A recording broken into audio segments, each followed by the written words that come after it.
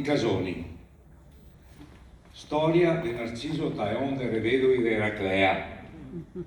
Contata nel 93 a Rino Frando, collaboratore di questo vocabolario.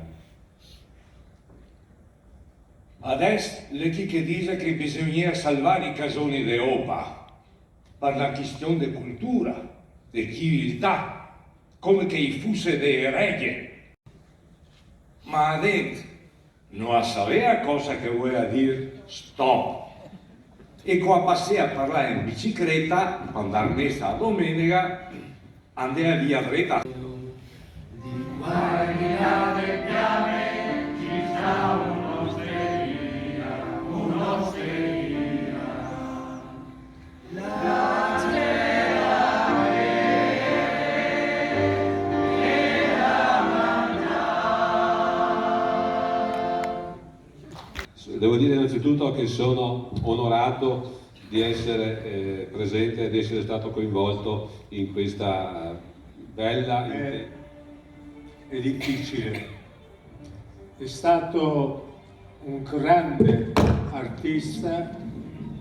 Pensate che le sue opere si trovano in tutto il mondo ed è stato un insegnante di disegno nei primi anni del 50 alla scuola media Manzoni.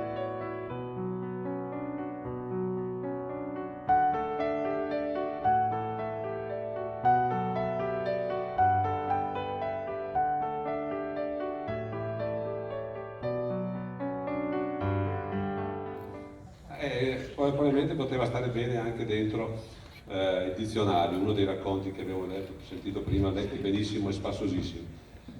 Il primo articolo di Giglio riguardava il dramma, anche se un dramma a sfondo comico, di un contadino iesolano che nel 62 aveva fatto 13 al Totocalcio. Vi ricordate una volta? Ma è che quando lui ha cercato la schedina, sapete dove l'ha trovata? Nel pollaio, tutta mangiata dalle galline. Noi ridiamo, ma penso che per il contadino non sia stato tanto da ridere. E Giglio, a cui risponderai con la tua consueta sintesi. Nei primi 80 anni hai fatto questa meravigliosa opera. Nei prossimi 80 cosa farai? Cercherò, se sarò capace, di divertirmi anch'io, come voi. Grazie. Grazie.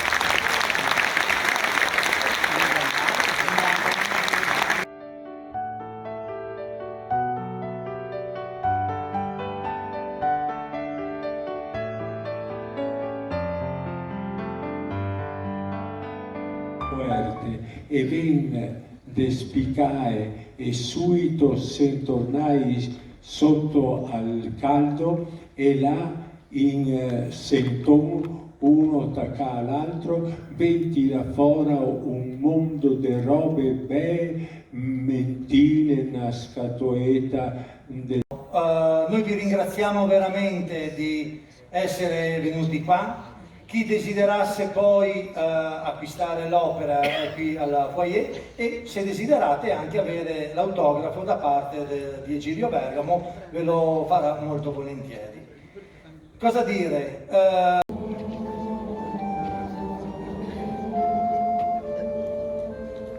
Se lo passa piano piano